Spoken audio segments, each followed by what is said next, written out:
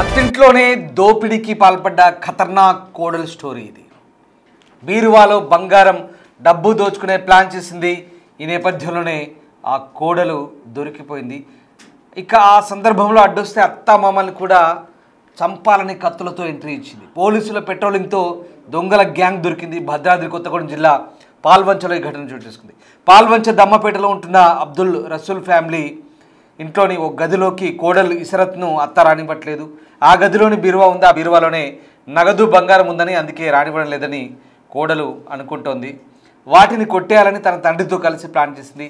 హైదరాబాద్ నుంచి 2 కార్లలో 8 మంది గ్యాంగ్ను తీసుకొచ్చింది ఆ కోడలు, ఆమె నాయన. ఇదే సమయంలో పెట్రోలింగ్కి వచ్చారు పోలీసులు. వాహనాలను ఆపి ప్రశ్నించేసరికి ఆ దొంగలు దొరికిపోయారు. ప్రస్తుతం కోడలు ఇసరత్ పరారీలో ఉంది. వింటున్నారుగా ఈ స్టోరీ. ఎంత దారుణమైన కుట్రలు జరుగుతున్నాయో. తిన్నింటి వాసాలు లెక్కపెట్టడం అంటే ఉన్న ఇంట్లోనే సొంత అత్త గదిలోనే దొంగతనం చేసేందుకు కిరాయి దొంగలని పిలిపించి ఏకంగా ఆ ఇంట్లో లూటీకి దోపిడీకి ఎత్తించిన ఓ కోడలు కహానీ ఇది. ఇలాంటి వాళ్ళు ఉన్నారా ఈ సమాజంలో ఇంకా అంటే ఉన్నారని అనిపిస్తుంది. అదిగో ఈవిడే ఆ ఇసరత్, ఆమెకు సంబంధించిన స్టోరీ ఇది. కొన్ని దృశ్యాలను మాత్రం మీకు చూపించగలుగుతున్నాం. కొన్ని పోలీసులు ఇదిగో అదుపులోకి తీసుకున్న ఆ దొంగలు 8 మంది దొంగలు. ఇదిగో ఈ కిరాయి దొంగలంతా హైదరాబాద్ నుంచి వచ్చారు. ఆ ఇసరత్ పిలిపించింది, ఆమె తండ్రి పిలిపించారు. ఇదిగో ఈ 8 మంది దొంగలు హైదరాబాద్ నుంచి వచ్చిన ఈ దొంగల ముఠ ఆ సొంత కోడలే తన ఇంట్లో దొంగతనం చేయించేందుకు పిలిపించిన ముఠా ఇది. వీళ్ళందరూ కూడా పట్టుబడ్డారు పోలీసుల తనిఖీల్లో. వాస్తవానికి దమ్మపేటలో పోలీసులు పెట్రోలింగ్ చేస్తున్నప్పుడు ఎవరో గుర్తు తెలియని వ్యక్తులు, అనుమానితులు, ఒక గ్యాంగ్ అంతా కూడా వెహికల్ వచ్చేసరికి ఎందుకు వచ్చారు, ఎవరు వీళ్ళు, అసలు ఏంటని ప్రశ్నించినప్పుడు అప్పుడు ఇంటి దొంగ గుట్టు రట్టయింది. దొరికితే దొంగ, దొరకకపోతే దొర అన్న మాదిరిగా దొరికిపోయారు, దొంగలు అయిపోయారు.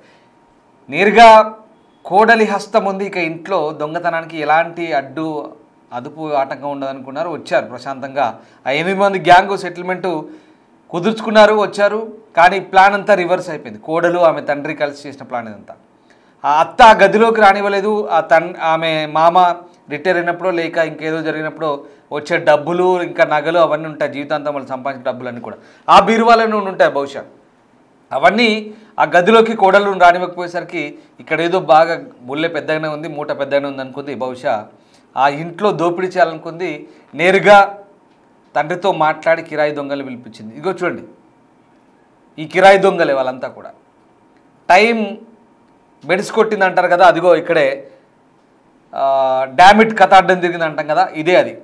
సరిగ్గా ఆ బయట తచ్చాడుతుంటే ఈ దొంగ విధవలు అక్కడే దొరికిపోయారు. జరిగింది అది. మొత్తం దొంగతనం అంతా బట్టబయలైంది.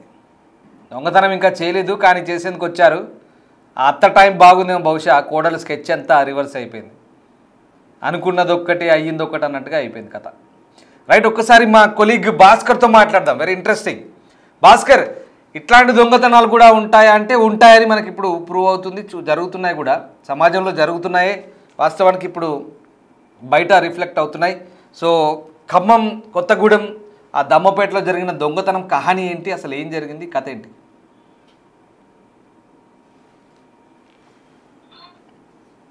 Yes Bhaskar.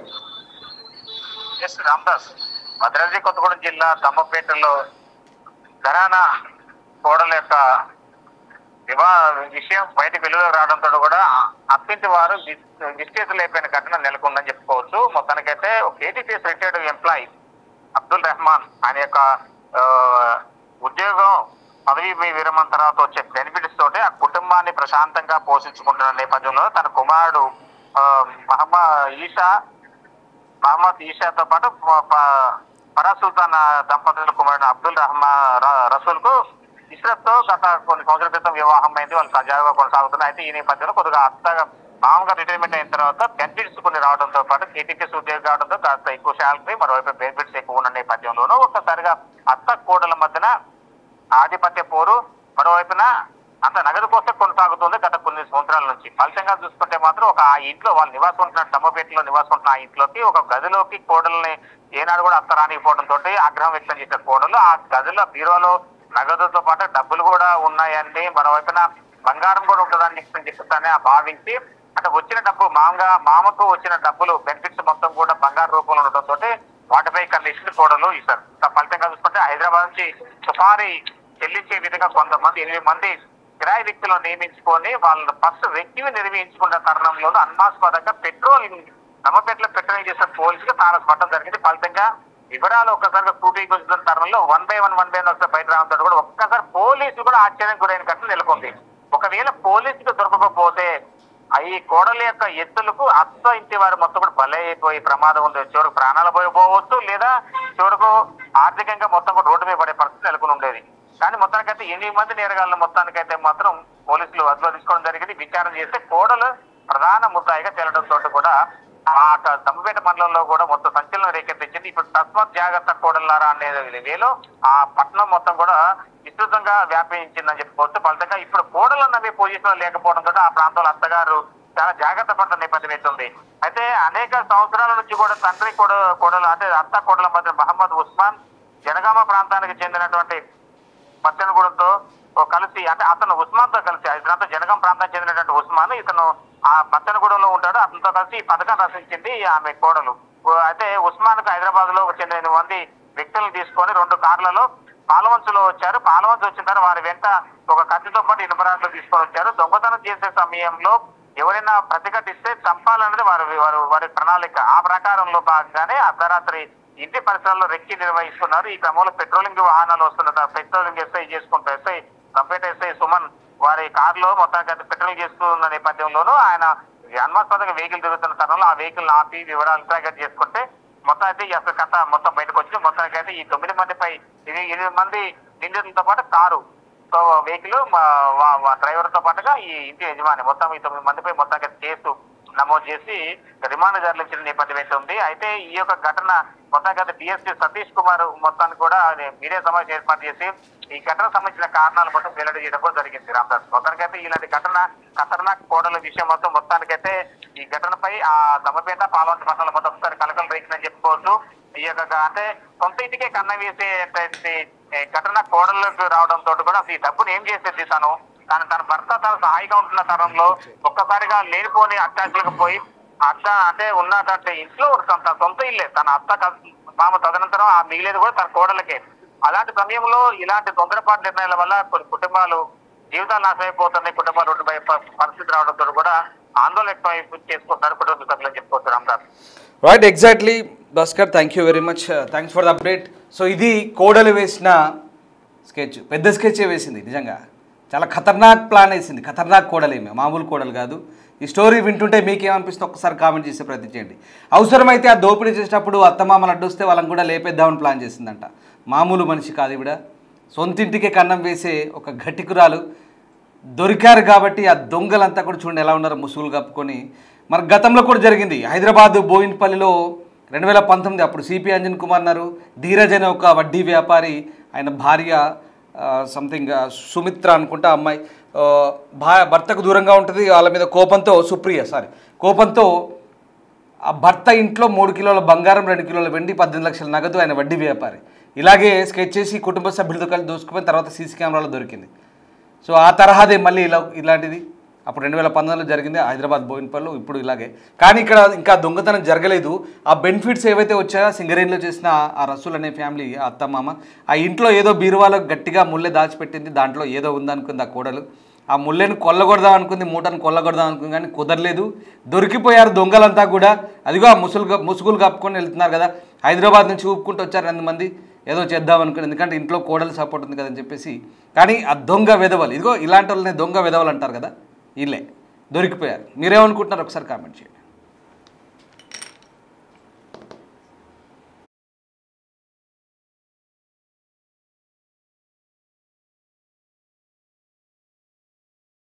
TPS retired employee అతనికి అబ్దుల్ రసూల్ కొడుకు ఉన్నాడు. అతనితో పాటు ఇంకో కొడుకు ఉన్నాడు. ఆ కొడుకు కొత్తగూడెంలో ఉంటాడు. ఈ అబ్దుల్ రసూల్ మాత్రం వాళ్ళ తల్లిదండ్రులతో పాటు ఇక్కడనే దుమ్మపేట సెంటర్లో ఉంటుంది. ఈ అబ్దుల్ రషీద్ భార్య అయినటువంటి మొహమ్మద్ ఇస్రత్కి వాళ్ళ అత్తకి అంటే డబ్బుల విషయంలో తరచుగా గొడవలు జరుగుతూ ఉన్నాయి. ఈ ఇస్రత్ ఉద్దేశం ఏంటంటే ఈ కేటీపీఎస్లో రిటైర్ అయిపోయిన తర్వాత చాలా డబ్బులు వచ్చినాయి, పెన్షన్ వస్తూ ఉన్నది, మాకేం ఇవ్వడం లేదు అని చెప్పేసి ఒక అనుమానం ఆమెలో ఉంది. దానికి తగ్గట్టుగా ఇంట్లోనే ఒక గది ఉంది, ఆ గదిలో బీరువా ఉంది, ఆ గదిలోకి వీళ్ళ ఈమెను ఎంటర్ కానిస్తలేదు వాళ్ళ అత్త. ఎప్పుడైనా కూడా ఒక గది తప్పించి మిగతా వాటిని యూజ్ చేసుకోండి అని అలా చెప్తా ఉంది. కానీ దాంట్లో ఎన్నడూ కూడా తనకున్నటువంటి నగల గురించి కానీ డబ్బుల గురించి కానీ ఎప్పుడు ఎటువంటి విషయం చెప్పలేదు, ప్రస్తావించలేదు. ఈ విషయంలో చాలాసార్లు కూడా గొడవలు జరిగినాయి. ఇక ప్రాపర్ ఎక్కడంటే బచ్చన్నపేట మండలం, Warangal district, Jangaon, present Jangaon district, Bachannapet. వాళ్ళ ఫాదర్ పేరు మొహమ్మద్ ఉస్మాన్. ఈ కూడల వల్ల ఫాదర్ పేరు మొహమ్మద్ ఉస్మాన్. ఇతను అక్కడనే ఆ బచ్చన్నపేటలోనే ఉంటాడు.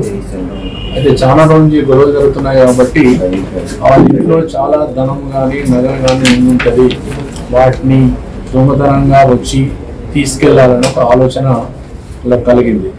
దానిలో భాగంగా అక్కడ ఏరియాలో ఉన్నటువంటి కొద్దిమందిని ప్లస్ హైదరాబాద్ మొత్తం ఒక 8 మందిని తీసుకోవడం, వాళ్ళ యొక్క సహాయ సహకారాలు తీసుకొని నిన్న కాల్లో రావడం జరిగింది. దీనికి ముందు ఇక్కడ ఏంటంటే ఇక అబ్దుల్ రసూల్ కొడుకైనటువంటి Abdul Wajid age about 20 years అతను ఇంట్లోనే ఉంటాడు. అంటే మన్మడు, ఒక ఈ మొహమ్మద్ హీసా గారి మన్మడు, కొడుకు మన్మడు. అతను ఏం ప్లాన్ చేస్తారంటే, మీరు ఇక్కడికి దగ్గరికి వచ్చిన తర్వాత మా నాయనమ్మ అంటే బయటకన్నా వస్తుంటుంది, లేకుంటే నేను డోర్ తీస్తాను, మీరు లోపలికి వచ్చేసేయండి, వచ్చేసి బెదిరించి ఇంట్లో ఉన్నటువంటి డబ్బును నగలను దోసుకొని వెళ్ళాలి అలా ప్లాన్.